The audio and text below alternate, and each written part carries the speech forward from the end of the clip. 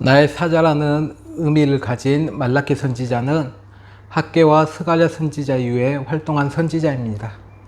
선지자는 하나님의 계시를 받아 전하는 일을 하는데, 이 말라기는 구약 성경의 마지막을 차지하는 성경책입니다. 말라기의 말씀 선포 이후에 세례 요한의 출현까지 400여 년이라는 시간 동안 하나님께서는 다른 선지자를 보내지 아니하셨습니다. 그래서 일부 선지자는 이 시기가 성경 말씀에 기록되지 않고, 또 하나님께서 온전히 말씀을 선포하지 않았기 때문에 이 시기를 성경의 암흑기라고 부르기도 합니다. 그런데 우리는 지난번 신구약 중간사의 세미나를 통해서 그 중간에 하나님께서 그 예수 그리스도를 보낼 준비를 하시고 우리를 구원할 준비를 하셨다는 것을 알고 있습니다. 우리가 이번 주와 다음 주 2주간에 걸쳐서 그 하나님의 마음과 그 놀라우신 계획에 대해서 알기를 소망합니다. 스룹바벨 이후 에스랴와 느헤미야 같은 지도자들을 이스라엘 민족의 번영과 부흥을 위하여 노력하였고, 또 학개와 스가랴는 그 일들을 도왔습니다.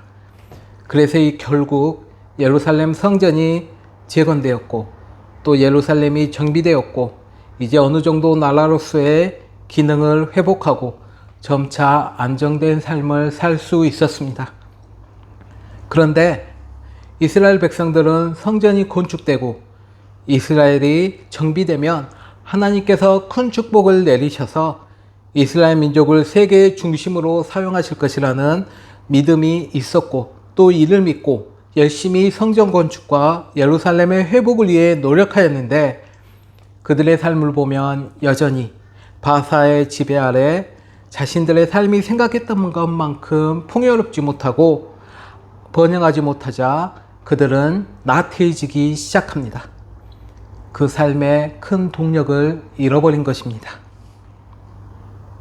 그러나 문제는 시간이 갈수록 그들이 회복되어지는 것이 아니라 여러 가지 어려움으로 인하여 그들은 점점 신앙을 잃어갔으며 결국 형식적인 신앙생활만 남게 되었습니다.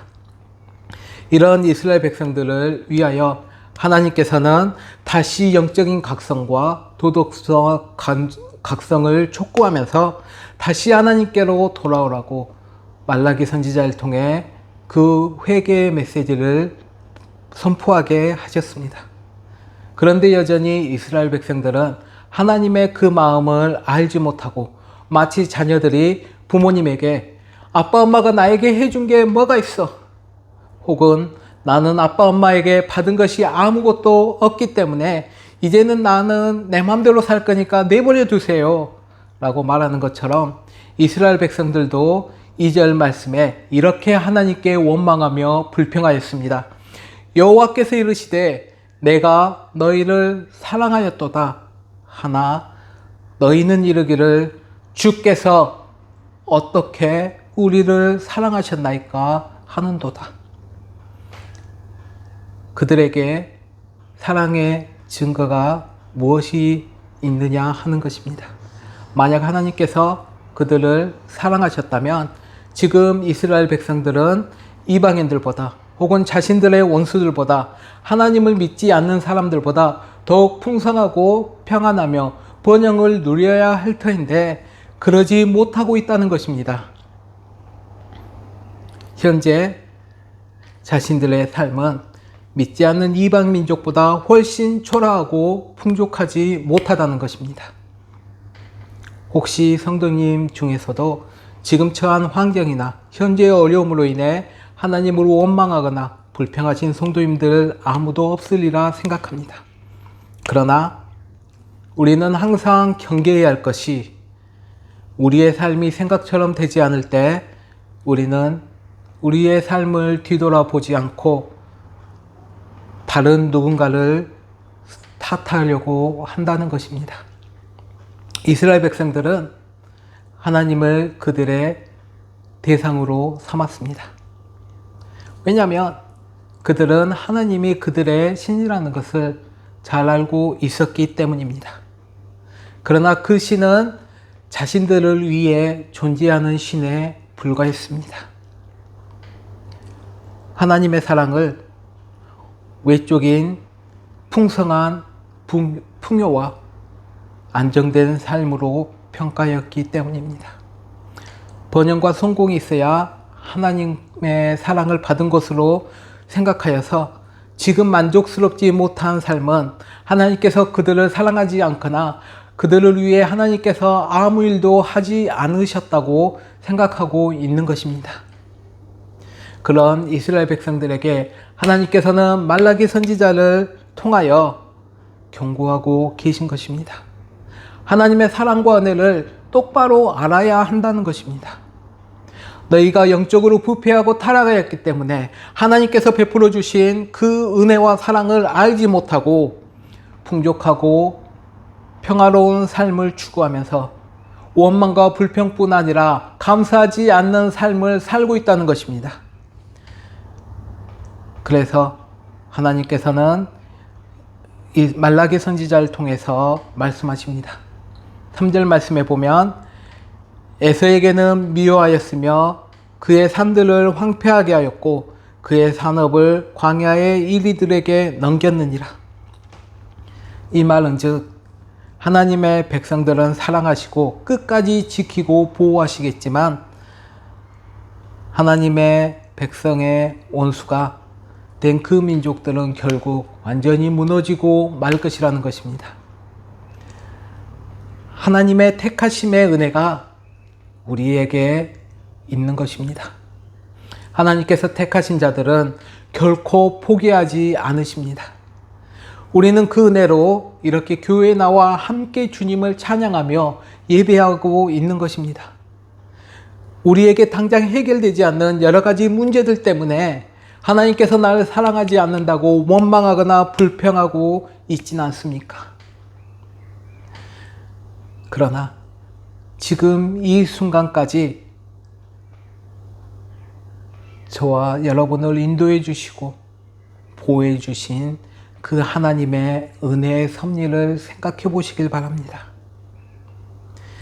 지금 나를 이 자리까지 오게 하신 그 하나님, 나의 인생 가운데 수많은 어려움들이 있었지만 위기가 있었지만 그 가운데서도 지켜주시고 가장 선한 곳으로 인도해 주신 그 하나님의 주권적인 은혜를 기억해 보시길 바랍니다.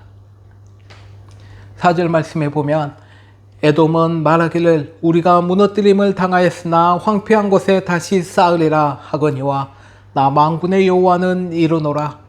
이들은 쌓을지라도 나는 헐리라. 사람들이 그들을 일으켜 악한 지역이라 할 것이요 여호와의 영원한 진노를 받는 백성이라 할 것이며 라고 하셨습니다. 예수님께서 탄생할 시기에 에돔 사람 헤롯 대왕은 이스라엘의 왕이었지만 그 왕자는 오래가지 못하였습니다. 왕이 탄생했다는 소리에 그들은 두려워하며 떨 수밖에 없었습니다. 그러나 결국 그들은 로마로 인해 무너질 수밖에 없었고 로마는 이스라엘 백성들을 다스리게 되었습니다. 하나님의 진노를 받은 그 백성은 하나님의 약속의 땅에서 점점 멀어지게 되었고 사라지게 되었습니다. 그러나 비록 유대인들은 흩어져 살았지만 흩어져서 회당을 짓고 하나님을 바라보며 1948년 5월 14일 이스라엘이란 나라로 독립할 수 있게 되었습니다. 하나님의 백성과 이방 백성들의 가장 큰 차이가 무엇인지 아십니까? 하나님의 백성은 징계 후에도 회복과 용서가 있지만 이방 민족에게는 징계 후에 용서와 회복이 없습니다. 하나님의 백성을 향한 하나님의 특별한 사랑을 말씀을 통해 알려주시고 또 증명해 주셨습니다. 그러나 이스라엘 백성은 여전히 하나님의 사랑을 부인하며 거절하였습니다. 그리고 계속해서 하나님께서 우리의 사랑하심이 어디에 있습니까?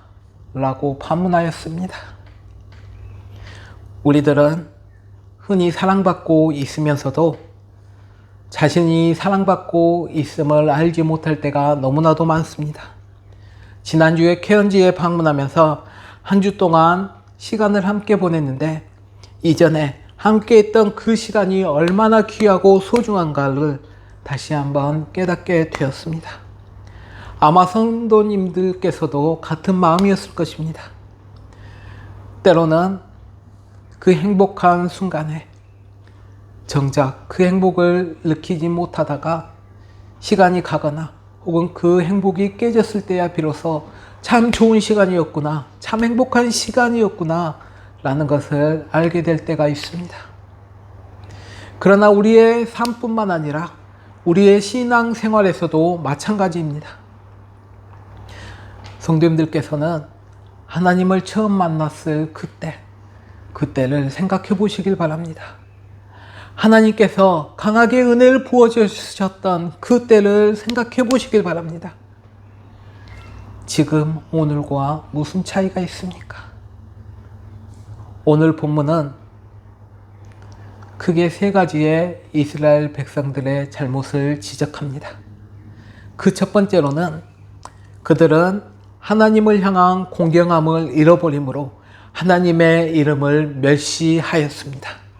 저희가 6절 말씀에 보면 내 이름을 멸시하는 제사장들아 나 만군의 여호와가 너희에게 이르기를 아들은 그 아버지를 종은 그 주인을 공경하나니 내가 아버지일진데 나를 공경함이 어디 있느냐 내가 주인일진데 나를 두려워함이 어디 있느냐 하나 너희는 이르기를 우리가 어떻게 주의 이름을 멸시하였나이까 하는도다. 하나님께서는 하나님을 섬기는 종교 지도자들이었던 제사장들에게 먼저 하나님의 이름을 멸시하였다고 하였습니다. 우리가 다 아는 것처럼 제사장은 백성들 대신하여 하나님 앞에 제사를 드리며 하나님께서 주신 그 말씀을 듣고 또 백성들에게 그 하나님의 말씀을 전하는 사람이었습니다. 그 거룩하신 하나님 앞에 나아가기 위해서 제사장은 거룩해야 함에도 불구하고 그는 오히려 타락하여서 이스라엘 백성들을 더욱더 타락한 길로 인도하고 있다는 것입니다. 혹시 기억할지 모르시겠지만 말라기와 마태복음 그 중간 사이는 마치 부활하시고 올라가신 예수님과 다시 오실 예수님의 그 중간 사이와 너무나도 흡사하다고 말씀을 드렸습니다. 그런데 오늘날 사역자들이 하나님을 공경하지 않고 하나님의 사랑을 멸시하며 또 교회가 하나님을 공경하지 않고 하나님을 멸시하며 또 성도님들이 하나님들을 사랑하지 않고 공경하지 않고 하나님을 멸시하고 있는 것과 같은 것입니다. 우리는 다 제사장이란 교리를 가지고 있습니다. 베드로전서 2장 9절 말씀에 보면 그러나 너희는 택하신 족속이요 왕같은 제사장들이요 거룩한 나라요 그가 소유된 백성이니 라고 기록하고 있습니다. 우리 모두 하나님의 택함을 받는 사람들이요 제사장이며 하나님의 나라이자 그의 백성인 것입니다. 그래서 교회가 타락하고 성도들이 타락하면 하나님의 나라는 우리 안에서 세워질 수 없게 되는 것입니다. 그러나 우리가 주 안에서 믿음을 가지고 올바로 서게 된다면 우리 안에 하나님의 나라가 온전히 세워질 것입니다. 두 번째로 우리는 이스라엘 백성들은 하나님을 향한 두려움을 잃어버림으로 하나님의 이름을 멸시하였다고 하였습니다. 6절 후반절 말씀해 보시면 내가 주인일진데 날 두려워함이 어디 있느냐 하나 너희는 이르기를 우리가 어떻게 주의 이름을 멸시하였나이까 하는도다 라고 기록되어 있습니다. 쉽게 말하면 이스라엘 백성들은 더 이상 하나님을 두려워하지 않았습니다. 7절과 8절 말씀에 보면 너희가 더러운 떡을 나의 제잔에 드리고도 말하기를 우리가 어떻게 주를 더럽게 하였나이까 하는도다. 이는 너희가 하나님의 식탁은 경멸히 여길 것이라 말하기 때문이라. 만군의 여호와가 이르노라. 너희가 눈먼 희생제물을 바치는 것이 어찌 악하지 아니하며 저는 것 병든 것을 드리는 것이 어찌 악하지 아니하냐. 이제 이것을 너희 총독에게 드려보라. 그가 너를 기뻐하겠으며 너를 받아주겠느냐.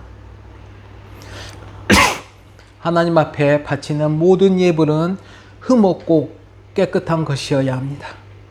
그런데 이스라엘 백성들은 하나님의 말씀에 순종하지 않고 좋은 것은 자기가 먹고 가지면서 하나님께는 더러운 떡을 드리며 눈멀고 병든 가축을 드림으로 제물을 삼았던 것입니다.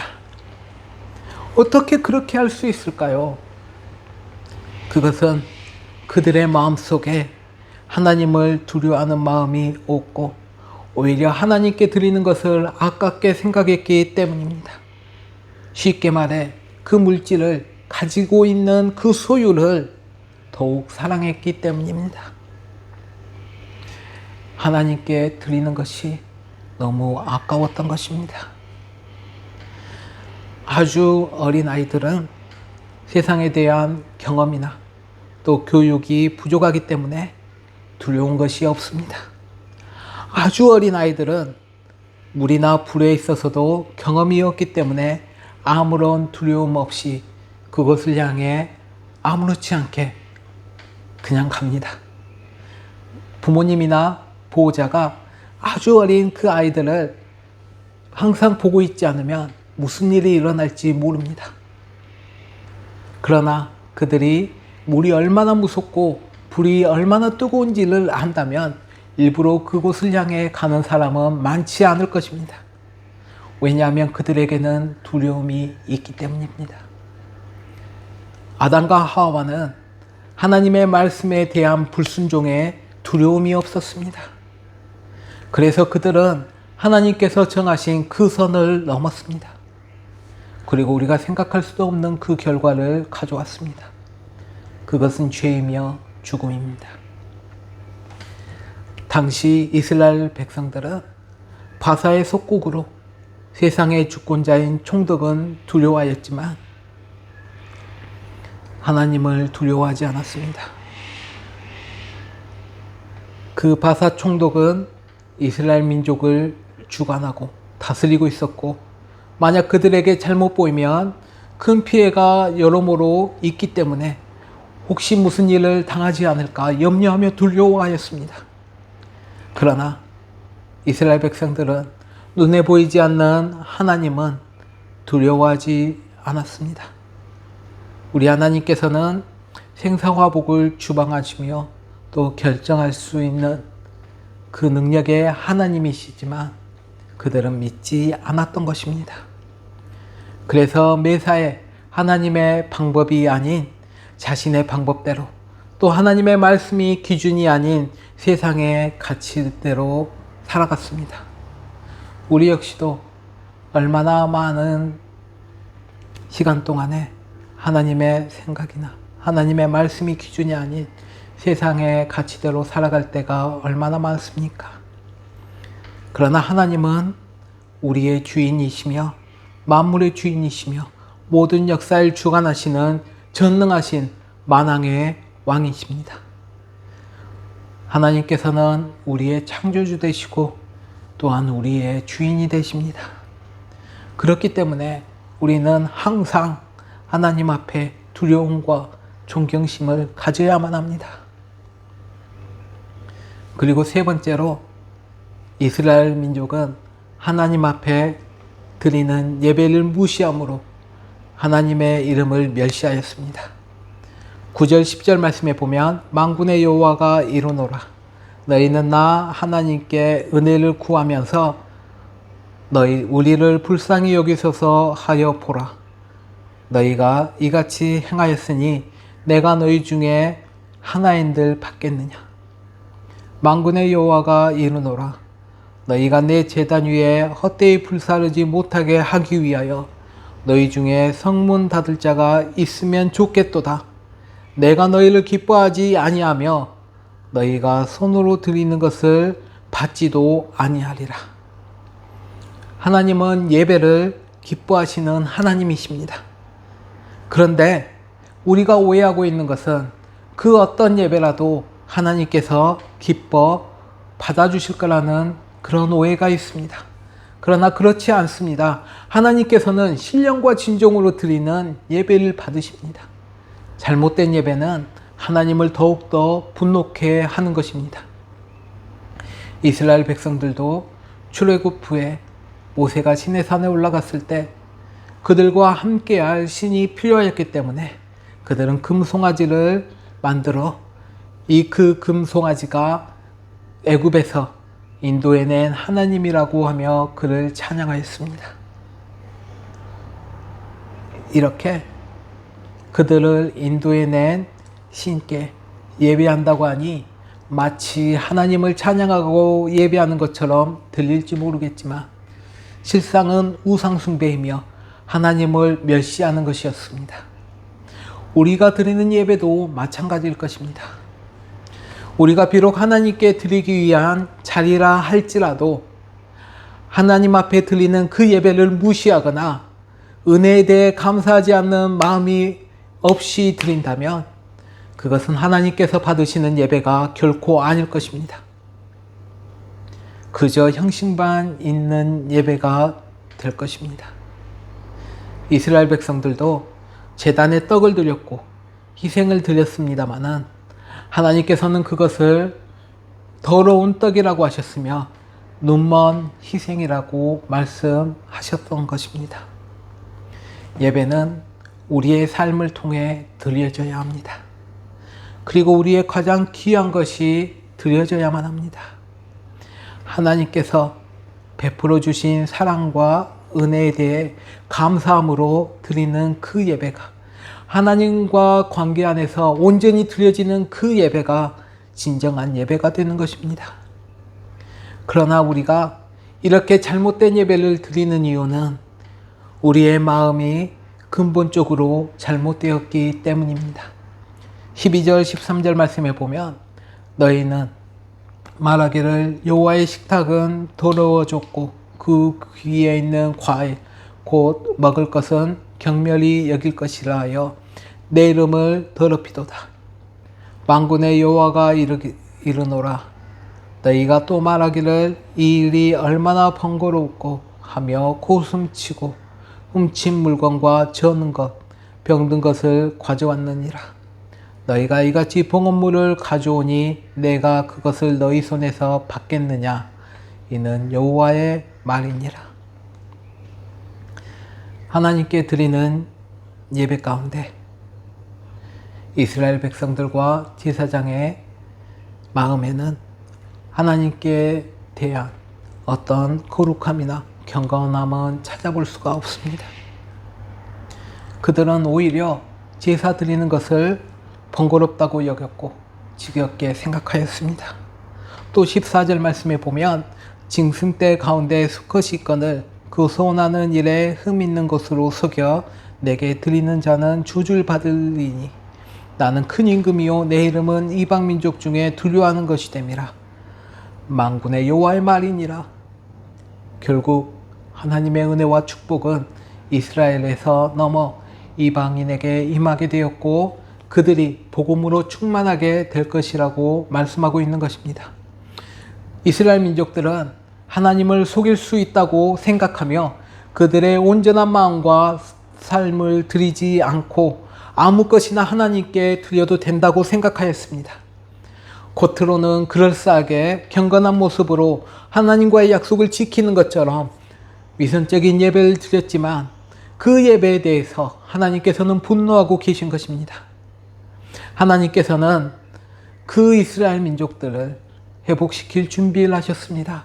그 너머 이방인들을 회복시킬 준비를 하고 계셨습니다. 그리고 이 일을 위해 하나님께서는 그 아들 예수 그리스도를 이 땅에 보내주셨습니다. 그 예수 그리스도를 통하여 더 이상 저주의 십자가가 아닌 사랑의 십자가가 되었습니다.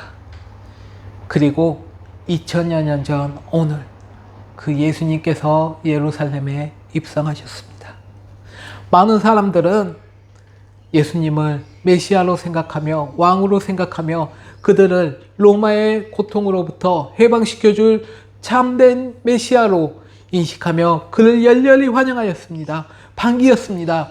마치 마카비 혁명에서 승리하고 돌아온 유다 마카비가 돌아왔을 때 그를 위하여 종려나무를 흔들며 옷을 벗어 바닥에 까달았던 것처럼 예수님을 메시아라 생각하며 그를 반겼던 것입니다. 우리가 역사를 통해서 보았던 것처럼 인간이 세운 나라, 인간이 메시아라고 생각하였던 사람들은 한 세기를 넘기지 못하고 무너지는 것을 보았습니다. 그러나 하나님의 나라는, 하나님의 참된 메시아는 영원히 갈 것입니다.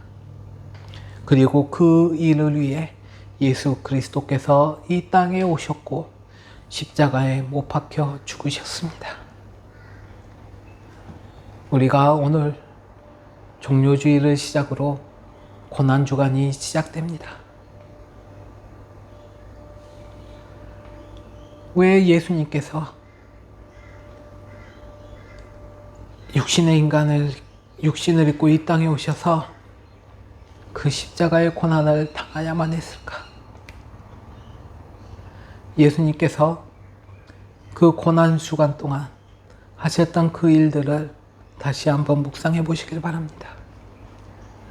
말씀 맺도록 하겠습니다.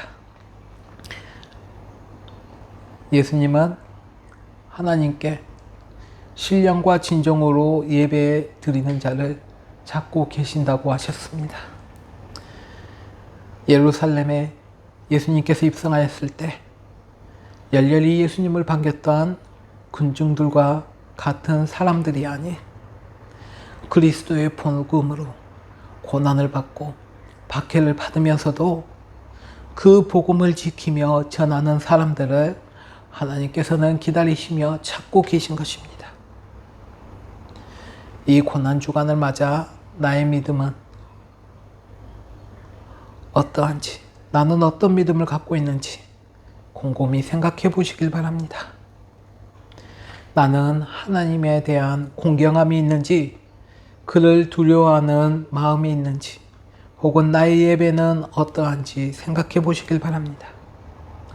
그리고 우리가 하나님의 사랑과 은혜를 잊고 있었다면 이 시간을 통하여 다시 예수께 돌아오시길 바랍니다. 하나님께서는 이 일을 위해 그 아들을 보내주셨으며 이 일을 위해 십자가의 고통을 아들에게 허락해 주셨습니다. 하나님께 자비와 긍휼을 구하시기 바랍니다.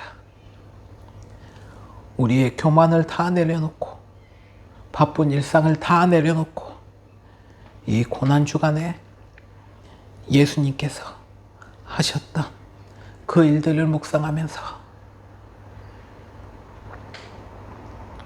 우리의 삶을 되돌아보시길 바랍니다. 그리고 회개하시길 바랍니다. 하나님의 이름을 진정으로 높이고 온전히 두려움과 사랑으로 하나님 앞에 나아가 감사와 찬양을 드리는 그 예배자를 하나님께서 찾고 계십니다. 그리고 그 예배자들에게 큰 축복을 허락해 주실 것입니다. 진정한 예배의 삶을 드리는 저와 성도님 되시길 간절히 축원합니다. 저희가 함께 기도하시겠습니다. 참 좋으신 하나님, 너무나도 감사드립니다. 어린아이와 같이 저희가 하나님께서 어떻게 우리를 사랑하셨는가 물으며 원망하며 불평할 때가 너무나도 많음을 고백합니다.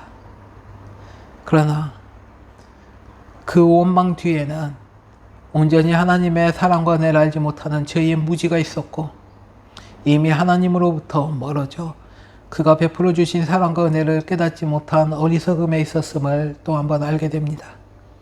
아버지 하나님, 오늘 말씀을 통하여 이제는 저희의 삶을 뒤돌아보며 주님 앞에 회개하며 나아갑니다. 주 하나님, 저희가 이 시간 고백하며 주님 앞에 구하는 그 모든 죄들을 사하여 주시길 간절히 기도하며 소망합니다. 아버지 하나님, 저희가 마음속에 품었던 죄들까지도 이 시간 주님 앞에 고백하며 용서를 구합니다. 예수 그리스도의 보혈의 피로 말미암아 저희 죄를 사하여 주시고 또 저희가 주님의 자녀답게 살아갈 수 있는 은혜 베풀어 주시옵소서.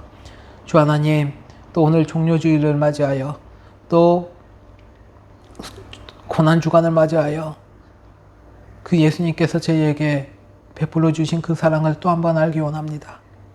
저희가 그 사랑을 묵상하며 예수님께서 행하셨던 그 일들을 묵상하며 주님 앞에 더욱더 가까이 가기를 원합니다. 아버지 하나님, 세상과 다른 생각을 가지고 오직 하나님의 말씀대로 살아가길 소원하는 주님의 자녀들에게 큰 힘과 용기 허락하여 주시고 담대함 허락하여 주셔서 예수 그리스도를 믿고 살아가는 것이 얼마나 놀라운 축복인가를 깨달아 알 수 있는 은혜 허락하여 주시옵소서. 또 주님의 예배자들의 삶 가운데 주 하나님께서 더욱더 놀라우신 축복으로 또 평안을 허락하여 주시옵소서. 이 모든 말씀 살아계신 예수 그리스도 이름으로 기도합니다. 아멘.